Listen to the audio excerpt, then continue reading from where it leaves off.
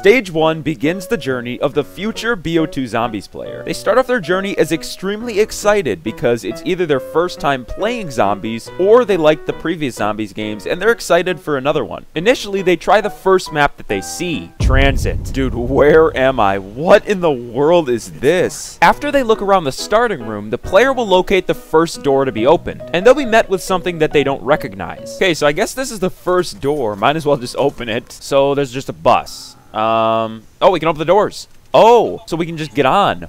Why would there just be a bus here, though? Like, what's the purpose of this bus? But that question would be answered extremely soon. And are we moving?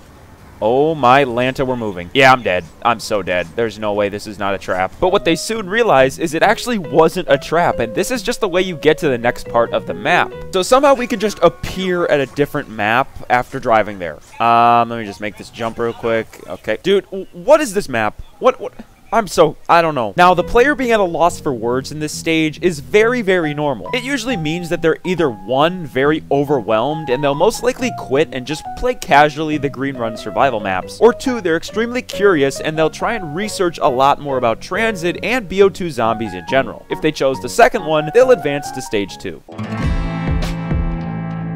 The player in this stage gets the hang of zombies a little bit more, but is still uncertain about whether BO2 is a good zombies game. This is because some of the features in the maps that they've tried so far are a little questionable to say the least. Alright, so all I need to do is just cross this lava. Should be pretty simple, right?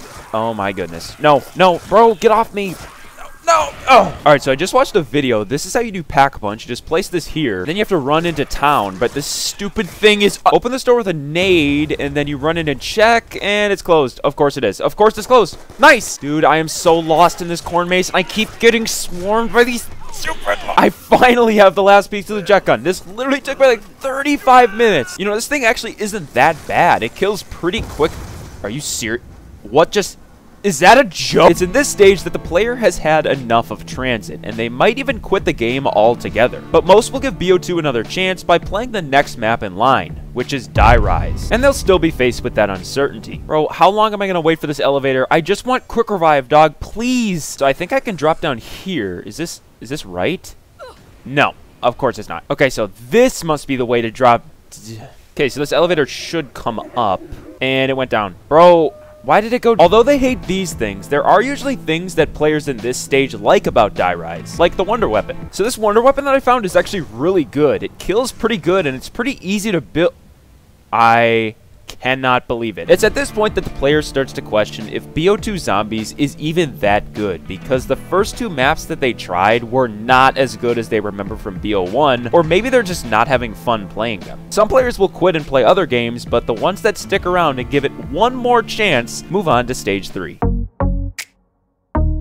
Stage 3 is where the Zombies player finally starts to play some of the good maps that Black Ops 2 Zombies has to offer, and they overall get hooked to the Zombies franchise. The first map that they try is Mob of the Dead, and are instantly blown away with the atmosphere and feel. Dude, why are my arms blue? I don't know what this is, but it's cool. Wait, who's this?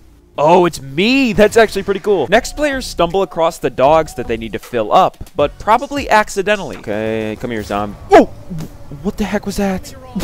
What is that thing? Just traversing the map even more, they figure out how to turn on the perk machines, and they figure out how to obtain the Warden's key. But once they get to the docks, they notice that they haven't found Pack-a-Punch yet. They sort of recall hearing some quotes from the characters about how they need plane parts, but they've maybe only found like 1 or 2 of those so far, so they turn to YouTube to look at guides on how to build the plane. Hi guys, Mr. Ruffles here. This is going to be a pretty straightforward guide. After watching the video, they quickly build the plane parts and they fly it for their first time ever. And the first plane flight to the Golden Gate Bridge is so cool to the player, and they soak in every single second of it. Then they try Buried, and there's once again a bunch of new things that the player gets to discover. So I could just grab this and then draw it? I mean, I guess this makes sense. What is this guy in here? Additional parts required? Oh, there it is. That's a key. That must be it. So this new perk just drops money bags and this green stuff? Okay. Once they find the basic features of Buried, it's now time for them to Pack-a-Punch. And this is how it always goes the first time. Okay, so I'm really scared, I'm not gonna lie. This house looks pretty creepy. Well, 50, that's really expensive, but it's fine. Okay, where the heck do I go? I have no idea where to go. What in the world is that?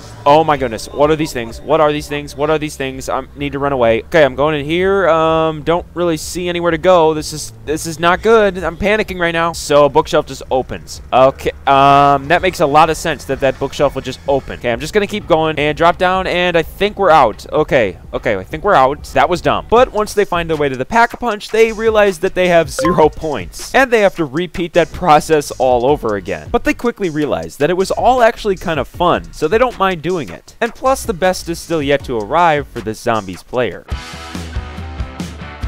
The player has now familiarized themselves with everything Call of Duty Zombies, and they've played every BO2 map so far except for one, Origins. When they load in for the first time, the first thing that they notice is that there's a completely different starting pistol. Please be better than the other one. It's still garbage. Darn it! Then they find the first generator, and after they turn that on, they realize that they have to find 5 more of those around the map, so they go exploring. They find huge robots, and notice that the sky has a ton of planes and blimps flying around, and the atmosphere is just cool to them. After exploring a little bit more, it's likely that the player will get to round 8, and on round 8, they'll hear a sound that they've never heard before. What is that? Oh my, what in the world is that? Oh no, I gotta run away. I don't even know what that is. I am just shooting. What is that? Dude, is this thing ever gonna die? Okay, it's dead. Oh my gosh, thank goodness. After they defeat the Panzer, they'll stumble across their first staff part and instantly want to learn more about it. So they head back to YouTube with their... Hi guys, Mr. Ruffalo. After they watch the staff guide videos, they attempt to build one. And after gathering all the parts, wielding the staff for the first time makes them fall in love with the game even more. Alright, this is gonna be my first ever time shooting this thing. Oh my goodness. That's amazing. Oh my goodness. But one more thing I want to try is to Pack-a-Punch the starting pistol. Just see if it's different.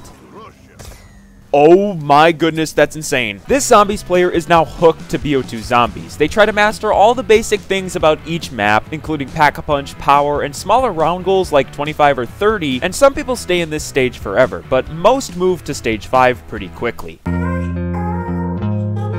After experimenting with all the maps and doing the basic stuff like power, Pack-a-Punch, and wonder weapons, players now attempt to do high rounds and Easter eggs on all of the maps. Well, at least the maps that they like the most. For most people, that'll be Buried, Mob of the Dead, and Origins, and possibly some of the green run maps like Town and Farm, but for some, Transit and Die Rise will be included. Am I really gonna try and do the Transit Easter egg solo? Of course I am! This player knows all the best high round strategies, best training spots, and all of the Easter egg steps by heart. They'll try to speedrun the Easter eggs and make sure to keep track of their personal best times. Players in this stage will most likely play for hours and hours on end every single day. It's also in this stage that players will either choose from Farm Gang or Town Gang. Basically out of those two maps, whichever one they don't like the most, they're required to hate on for no reason. All in good fun, of course. But when a player is so addicted, they can't sustain that level forever. After the player has completed almost everything they wanted to complete in the game, they start to lose that spark that they once had in the earlier stages. Players might not be playing the game as much as they once did, and most will resort to playing other games because they realize that there aren't that many updates coming to BO2 Zombies after all the DLC is released. Do I really want to play this? I think I'll just go play something else. I mean, I've literally done everything, so... This player might still play casually, but just not even close to what it once was. This player might even feel sad that their prime BO2 days are over. Players in this stage are in the present day, and they appreciate the memories that this game has given them. The good times, the bad times, the times of excitement, and sadness. Some players in this stage still play the game often, but most have moved on to newer COD Zombies games, or just different games in general. But that's all okay, because they still have the memories that they made while they mained this game, and those will stick for a lifetime.